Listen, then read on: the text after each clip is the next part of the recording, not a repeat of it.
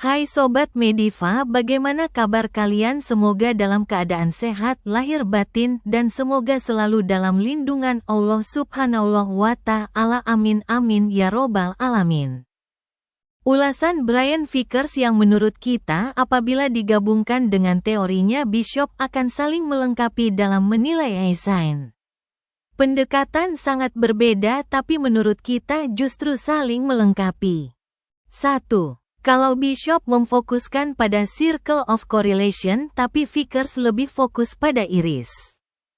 Vickers juga melihat circle of correlation tapi hanya sebatas untuk melihat speed line dan distance line yang lokasinya ada di circle of correlation. 2. Vickers membuat klasifikasi berdasarkan skala antara 90 sampai dengan 95 baik untuk Racher maupun Breeder. Skor 90 adalah kelas babuan dan 95 kelas Super Breeder atau Super Racher. 3. Burung dengan kualifikasi breeder irisnya harus kaya warna, kuat dan seperti bergelombang. Mungkin kalau kita lihat gambar otak manusia, bentuknya seperti berbukit-berbukit, tidak rata. Ada juga yang mengibaratkan seperti kalau aluminium foil, pembungkus dari bahan kertas aluminium, kita remas-remas dan bentuk seperti bola. Maka bentuknya berkeriput, bergelombang. Semakin jelas gelombangnya, maka semakin bagus sebagai breeder. 4. Mata dengan kualifikasi Racher warnanya harus kuat tetapi tidak perlu bergelombang, flat, datar. Jadi yang membedakan Breeder dan Racher hanyalah permukaannya seperti bergelombang atau rata. Saya kira itu prinsip dasar bukunya Brian Vickers. Banyak grader, tukang seleksi, menggunakan gabungan pendapatnya Bishop dan Vickers dalam menilai burung dengan teori Einstein. Pertama, kita perhatikan lingkaran Circle of Correlation, CC. CC mempunyai kelebaran sangat bagus, strong circle menurut Bishop, dengan warna yang relatif merata dan cukup pekat. Bagian luar CC terlihat tidak membentuk garis mulus tapi sedikit bergelombang, serrated, atau seperti mata gergaji. Aris-aris pada CC sengat jelas mengarah keluar, vertikal, yang berarti mempunyai speed line yang bagus, tetapi distance line-nya tidak sebagus speed line-nya. Ini berarti burung cocok untuk terbang jarak pendek sampai dengan jarak menengah. Tapi tidak cocok untuk long distance racing. Iris terlihat jelas seperti bergelombang, keriting, tidak rata, dengan warna yang sangat kuat. Health circle, outer ring, juga cukup terlihat jelas yang menunjukkan burung mempunyai kesehatan yang bagus. Kesimpulan saya, mata seperti ini sangat bagus sebagai breeder untuk short medium distance. CC melingkari penuh pupil, full circle, dengan ketebalan yang cukup, namun warnanya tidak kuat, kurang hitam, meskipun ada penebalan warna pada posisi jam 11 sampai 2. Di breeding area. Karena warna CC tidak terlalu kuat, speed line dan distance line juga tidak terlihat nyata, tapi sepertinya distance line-nya lebih bagus dari speed line. Kalau menurut Bishop, mata seperti ini bisa untuk breeder tapi tidak terlalu bagus. Iris sangat kuat dan kaya warna, kuning merah dan spot hitam. Bercak hitam pada iris bagian luar, berbatasan dengan health circle, bukan merupakan cacat tapi justru memperkaya warna iris. Health circle juga sangat jelas yang menunjukkan burung mempunyai kesehatan yang sangat baik. Kalau menurut Vickers ini jenis mata breeder yang sangat baik, tapi kalau menurut Bishop kurang sempurna. Meskipun CC di breeding area cukup tebal.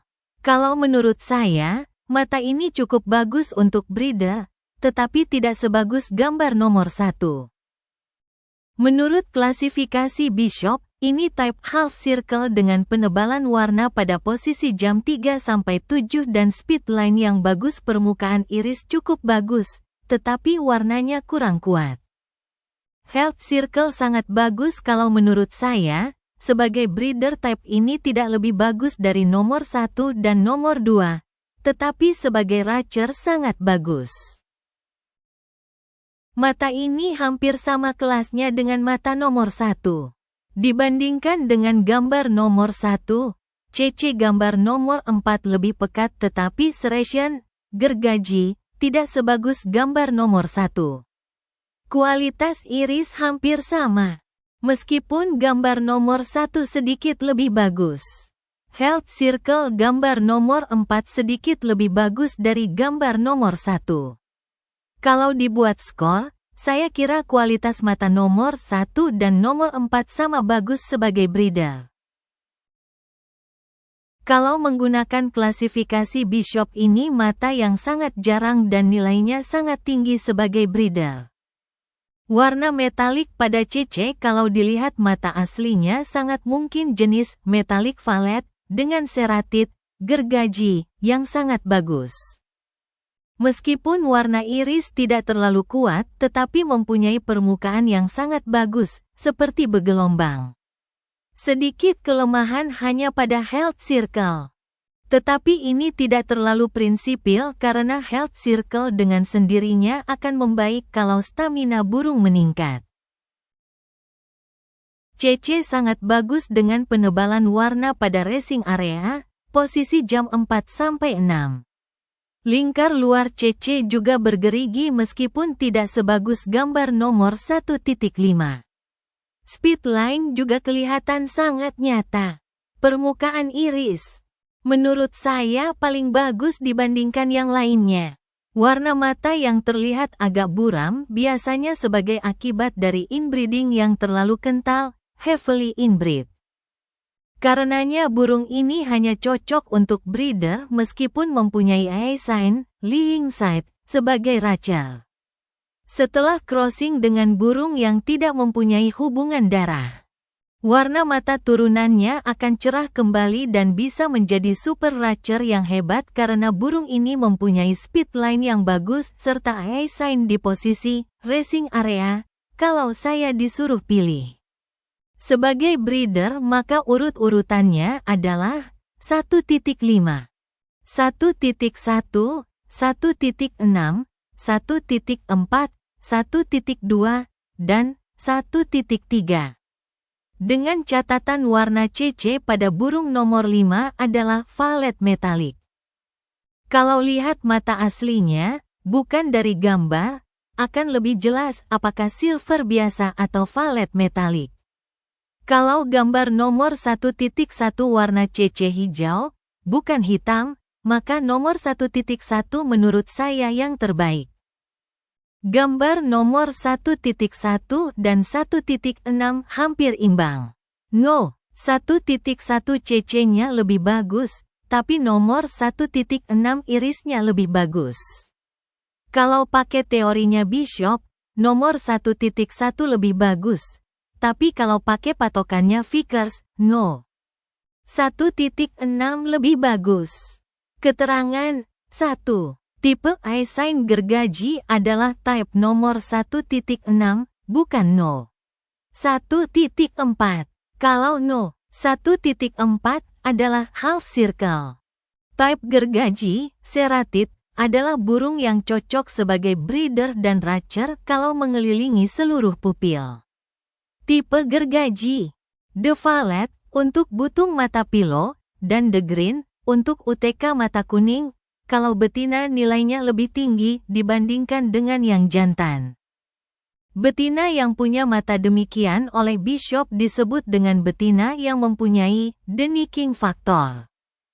Ciri lain betina yang punya the nicking factor adalah kakinya, betis, lebih besar dibandingkan kaki burung pada umumnya. Betina yang punya the nicking factor, kalau dijodohkan dengan jantan yang berbeda sepanjang kualitas jantannya bagus, hasilnya secara umum akan bagus, stabil. 2. Hati-hati membedakan eye sign type the yellow dengan the lying side, nomor 1.2, karena kalau kita melihat tanpa loop bisa tertukar. Bedanya, The Yellow punya Circle of Correlation sementara The Lying Side tidak punya.